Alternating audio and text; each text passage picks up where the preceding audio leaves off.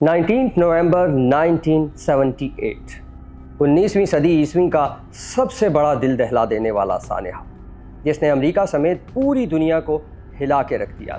Guana के Johns town में 900 से ज़ायद अफराद की लाशें पड़ी, इनमें से 300 के करीब बच्चे भी थे। हैरत की बात यह थी, इनको किसी ने कत्ल नहीं किया था, बल्कि इन सब ने अपनी खुशी से एक ऐसे शख्स के कहने पर अपने हाथों से जहर मिले मशरूब के प्याले पिए थे, जिसने साल 1960 में उलूहियत का दावा किया था, यानी खुदाई का दावा। ये बदबख्त शख्स कौन था? इस शख्स का मजहब क्या था? इस शख्स ने इन लोगों से ऐसा क्या कहा कि ये खुशी खुशी जहर पीने पर आमादा हो गए? और इस शख्स का अंजाम क्या हुआ? इन तमाम सवालों के तफसीली जवाब आपको मिलेंगे आज की इस वीडियो। इस कहानी का मरकजी किरदार जेम्स वॉरेन जॉन, जिसकी पैदाइश 13 मई 1931 को यूनाइटेड स्टेट इंडियाना में हुई। जॉन्स की माँ उसे इग्नोर किया करती, जबकि जॉन्स का बाप भी मुस्तकिल बीमार रहने की वजह से जॉन्स के बचपन में उसे वक्त न दे सका। इस तन्हाई के सबब अकेले रह कर जॉन्स ने पेंटिकोस्टलिज्म और तबलीग का शौक शुरू कर दिया, और जॉन्स ने इस फील्ड में अच्छी खासी मेहनत भी की।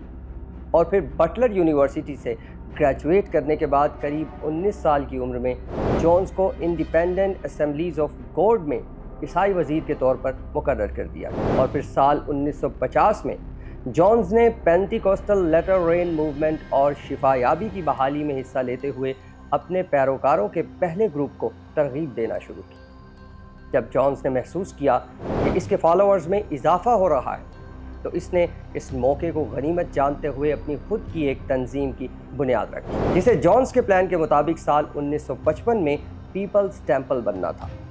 लेकिन फिर जॉन्स खुद ही फादर डिवाइन और पीस मिशन की तहरीक से मुतासिर होने लगा। जॉन्स ने शहरी हुकूक की सरगर्मी के ज़रिए ख़ुद को दूसरों से मुमताज़ कर लिया था। लोग जोक दर जोक उसकी शागिर्दी में आने लगे।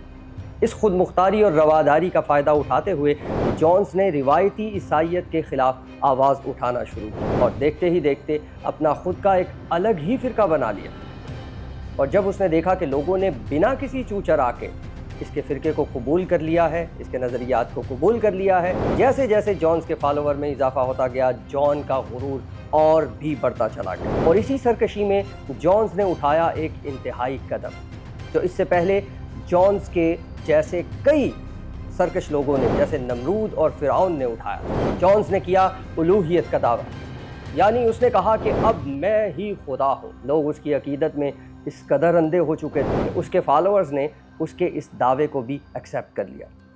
यकीनन इसी वजह से दीन इस्लाम ने इंसानों को शख्सियत परस्ती की लानत से बचने की तरगीब दी, क्योंकि शख्सियत परस्ती इंसान को ऐसी नहज पर ले जाती है जहाँ इंसान का दिमाग सोचना बंद कर देता है। हर आने वाले दिन में जॉन्स की मकबूलियत में इजाफा हो रहा था, और फिर जॉन्स ने अपना हेडक्वार्टर सैन फ्रांसिस्को में कायम करके अपना टेम्पल कैलिफोर्निया मुंतकिल कर दिया। यहाँ बड़ी बड़ी शख्सियात जॉन्स के साथ जुड़ने लगी। अब आहिस्ता आहिस्ता पीपल्स टाउन में जॉन्स का कंट्रोल उसके पैरोकारों पे बढ़ने लगा, यहाँ तक कि जॉन्स के पैरोकारों में जो बहुत ज़्यादा मालदार थे, उन्होंने अपनी जायदादें और मौजूदा आमदनी जॉन्स के हवाले करना शुरू किया। उसके फॉलोअर्स अब बस उसी के लिए जी रहे। हर तरफ जॉन्स के खिलाफ मीडिया में मनफी तशहीर होने लगी। जॉन्स अपने टेम्पल में लोगों के साथ फिरौन से भी बदतर सलूक करने लगा, लेकिन लोग इसकी बदसलूकी को अपनी खुशनसीबी समझते। लेकिन जॉन्स जानता था कि मीडिया की तशहीर ने अगर जोर पकड़ा तो इसकी खुदाई खतरे में पड़ सकती। लिहाजा साल 1974 में जॉन्स ने अपने पैरोकारों को एक जन्नत का ख्वाब दिखाया, जॉन्स टाउन कम्यून का ख्वाब, और उसकी तामीर का हुक्म दिया। जॉन्स टाउन का नाम जॉन्स की बीवी मर्सलीन जॉन्स ने रखा। जॉन्स ने अपने बहुत सारे फॉलोअर्स को अपने साथ इस झूठी जन्नत में रहने पर रजामंद कर लिया। उसका दावा था कि वो रियासत हाय मुत्तहिदा के जबर से बचाकर अपने फॉलोअर्स को सुख की जन्नत में रखना चाहता है। 500 के करीब फॉलोअर्स ने जॉन्स के हुक्म पर इस जंगल नुमा जगह पर जॉन्स टाउन की एक झूठी जन्नत तैयार करना शुरू की।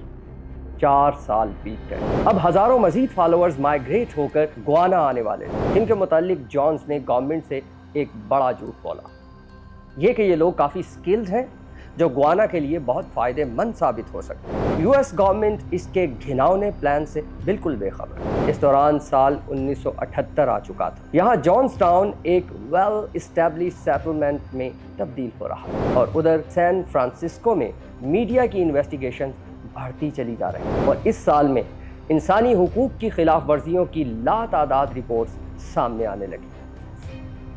الزامات یہ تھے کہ جونز ٹاؤن کمیون میں لوگوں کو ان کی مرضی کے خلاف رہنے پر مجبور کیا جا رہا ہے، ان کے پاسپورٹس چھینے جا رہے ہیں اور ان سے کچھ خاص کاغذات پر سائن بھی کروائے جا رہے ہیں۔ ان ڈاکومنٹس میں یہ بھی مینشن تھا کہ ہم نے اپنے بچوں کو پیدا تو کیا ہے مگر ان کا حقیقی باپ جونز ہے۔ جونز کو ان پر کل اختیار ہے۔ اب خدا کی طرف سے ایک مدد آئے تاکہ لوگ اس خباثت سے خود کو بچا سکیں۔ جونز ٹاؤن میں ڈائریا اور فیور پھیلنے لگا مگر جو بھی لوگ جونز کے باغی ہوئے انہیں مختلف سزائیں دی جانے لگی، جیسا کہ لوگوں کو غلطی کے ازالے کے لیے 6x4x3 کے ایک لکڑی کے باکس میں بند کر کے تالا لگا دیا جاتا اور کبھی کبھی بچوں کو اندھیرے کنویں میں رات گزارنی پڑتی۔ مگر ان تمام تر بدسلوکیوں کے باوجود اب بھی بہت سے لوگ جونز کی جھوٹی خدائی کے شہر میں گرفتار تھے اور آنے والے خطرے سے نمٹنے کے لیے جونز نے اپنی ایک خفیہ فورس بھی تیار کرنا شروع کر دی، جو کہ ابھی صرف چند 100 لوگوں پر ہی مشتمل تھی اور اس بات کا جونز نے اپنے فالوور کو بالکل بھی نہیں بتایا۔ اسی دوران امریکی نمائندے لیو ریان نے اپنی قیادت میں ان رپورٹس کی تحقیقات کے لیے ایک وفد تیار کیا۔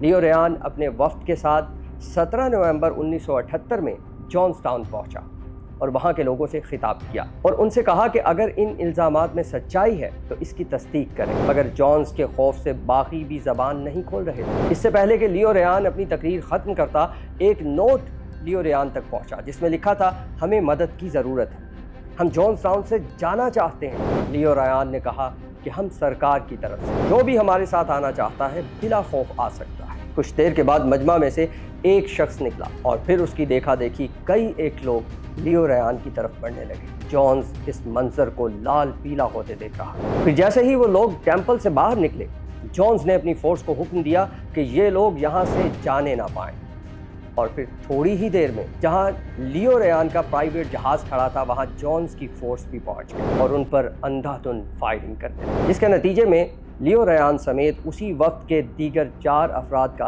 بے دردی سے قتل ہوا اور باقی کے لوگوں کو بندی بنا کر واپس لے آیا گیا۔ جونز جانتا تھا کہ لیو کے قتل کے بعد حکومت ہرگز خاموش نہ بیٹھے گی اور اب اس کی خدائی پوری طرح خطرے میں پڑ چکی تھی، جو اسے کسی بھی حال میں منظور نہیں۔ اور پھر اسی شام جونز ٹاؤن کے ٹیمپل میں میگا فون پر عجیب سی اناؤنسمنٹ ہونے لگی، white night, white night, everybody report to the pavilion, اور یہ آواز تھی جیمز ورن جان کی۔ تمام لوگوں کو ایک جگہ جمع ہونے کا حکم دیا گیا۔ بھاری مقدار میں زہر آلود مشروب تیار کیا گیا جس میں سائنائڈ شامل کیا گیا اور وہ لوگ جو جونز کی اندھی تقلید کا شکار تھے وہ تو اس زہر آلود مشروب کو جونز کے حکم پر ثواب سمجھ کر پینے لگے، مگر جو لوگ انکاری تھے انہیں زبردستی مشروب پلایا جانے لگا۔ بچوں کو سرنج میں بھر بھر کر زبردستی انجیکٹ کیا جانے لگا۔ جونز کی فورس نے ہتے لوگوں پر بندوقیں تانے کھڑی۔ قریب 909 لوگ اس مشروب کی وجہ سے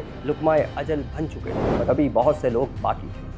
لیکن اسی دوران ایک گولی ہوا کا سینہ چیرتے ہوئے آئی اور جونز کو آ لگی اور یوں ایک جھوٹا خدائی کا دعوے دار مارا جا چکا تھا۔ اس کے بعد اس کیس پر بہت سے لوگوں نے بات کی، انفیکٹ آج تک بات کر رہے ہیں۔ کچھ لوگوں کا کہنا ہے کہ یہ سب جونز کے چائلڈ ٹراما کی وجہ سے ہوا، کچھ لوگ کہتے ہیں کہ اس کے جاہل فالوورز کی اندھی تقلید سے ہوا۔ آپ کی رائے کیا ہے؟ آپ پلیز کمنٹ میں ضرور بتائیے گا۔